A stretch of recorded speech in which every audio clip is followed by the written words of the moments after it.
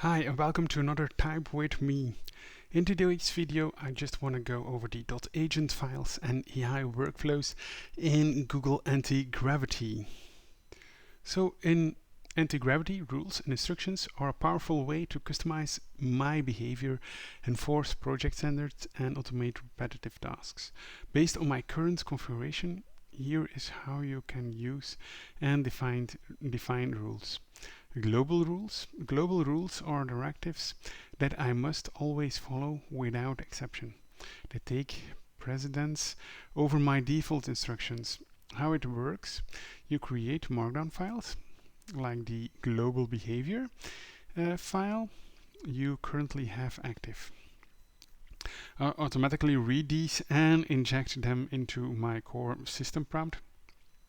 Current example in your workspace, I can see you have the global behavior file rule restricts me from committing .env files, requires me to use Lucid instead of font awesome, and mandates that I always write an implementation plan artifact before making code changes. Workflows and / commands. Workflows are well-defined step-by-step standard operating procedures for specific tasks. How to create them: create an MD file, and then the format. They should include a short YAML formatter description and markdown steps.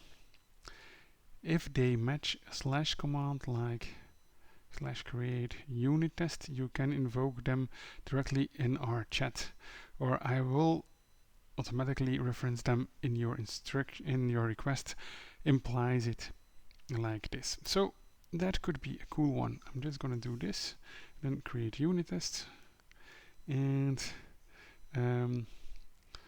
from the grid system. I'm just gonna apply this, and I'm very curious what comes out of this.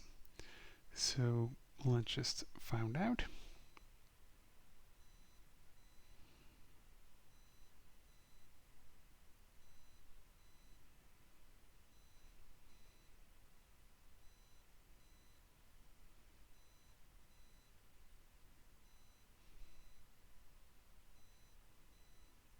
Now he is running and testing out, and see how we can create a unit test file. He's going on with planning the tests, drafting test plan and requesting user approval. So that's really curious. So I'm gonna look into this. Here, plan, create test plan, implementation plan, artifact, await user approval, generate the file, test file. This plan outlines a testing strategy for on the workflow. The project is a VT TypeScript plus 3.js application, but currently lacks a testing framework. I propose using vtest for unit testing, as it integrates perfectly with VT project. And again, it's also very cool to just see that and read that, because then you learn also something about it, right? And then test implementation. That the test implementation, we will mock get state from this to precisely control the environment and verify how the grid reacts. And the grid initialization, coordinate conversations, and visual state updates.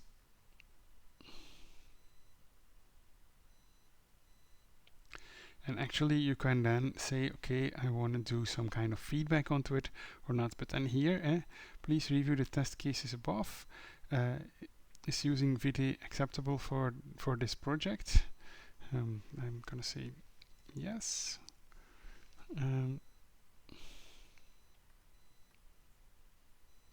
Here in test cases, empty state, setting hover or coordinate conversion and boundary checks ensure world grid correctly returns null for coordinates. So here adding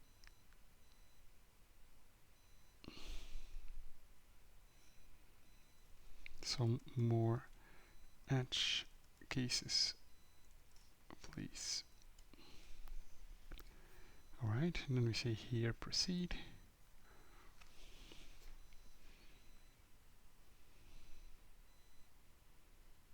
Now he's going to write our test cases, right? So, executing tests, formulating next steps, initiating testing material mapping, implementing grid tests, verifying Hoover logic, evaluating Hoover logic, and then dot process.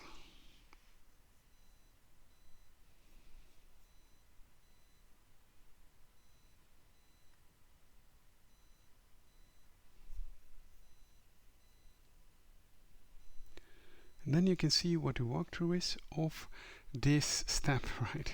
You can see here that's what he did, and then here you see here validation results, all test passes, and you have a complete test plan as well, which is really great, actually.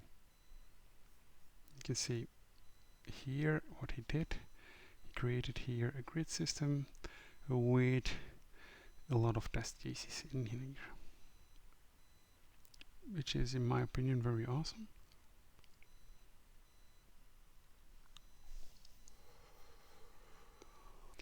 Just as a last command, I just want to do something like this. I think it's really awesome.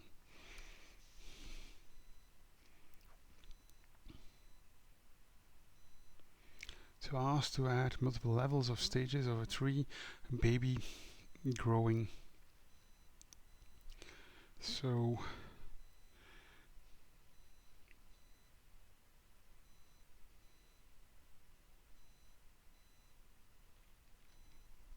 it's now analyzing everything, and I hope it also is going to test it within the browser, because that would be really awesome, that it also opens up the browser. I'm going to test them and then afterwards close it.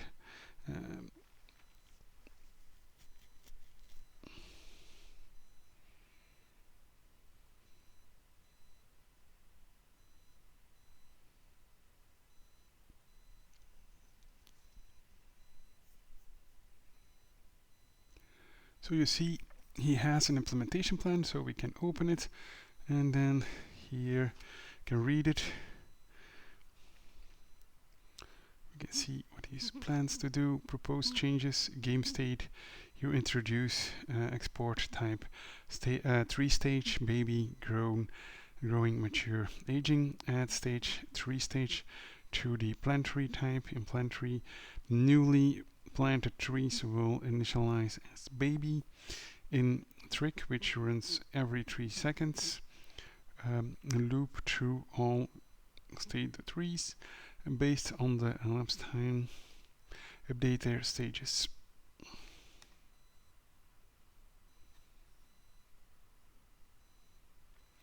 And then we can say here would wait longer to grow, also expand the tick to 15 or to 5 seconds.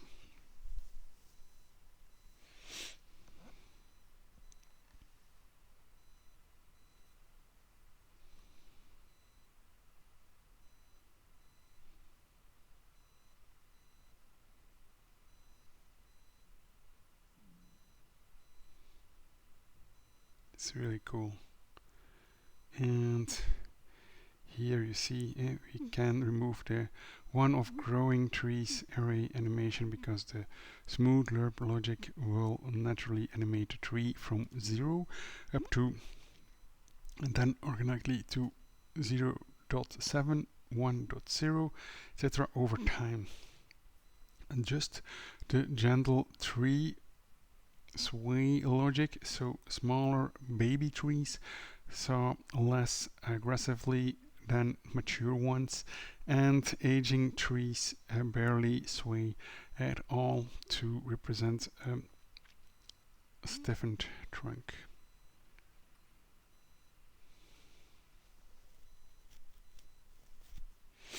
So we say proceed.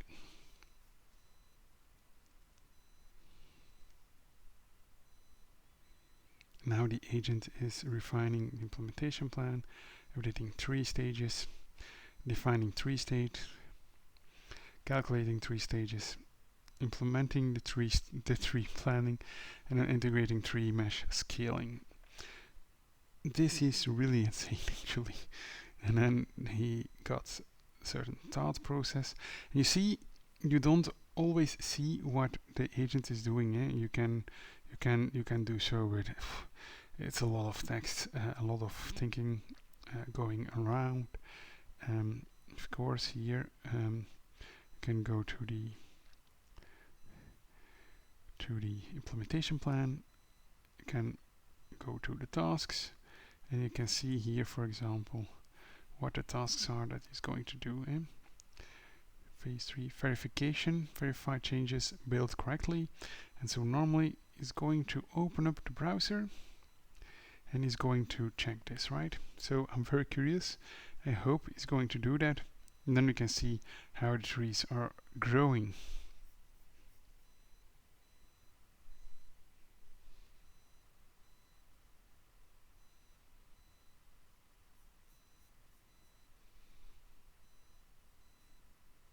Apparently he didn't need to do that. Let me know if you want me to adjust the visual thresholds or behavior. And then the changes he did here are being documented very well, so that's also very nice. And look at this. This is really cool. Here you have an oak, and it's a baby oak, right? But that's what I was saying. Here you have also a baby pine, and here this one is in harmony. And now I'm very curious, but normally after a while they should grow.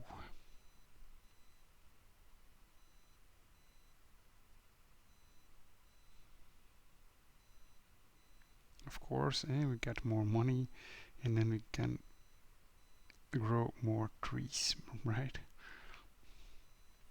Here we go. This one has been grown, and now the other ones are grown, and you see that there is a nice animation. And of course, after a while, they're going to be bigger and bigger and bigger and bigger. So that's nice. I'm very curious what baby. Oh, how cute! Right, and then this one, and this one. Yeah, it's cool because we cannot plant it, but now we can plant it, and now we can plant this one, and now we can plant this one and this one. So cool. I hope to actually expand this kind of combination in this kind of game. If you think this is a real cool game, let me know, and then I will work further on it because I think it's really cool, and maybe I'm gonna publish it somewhere so that you guys can see what comes out of it.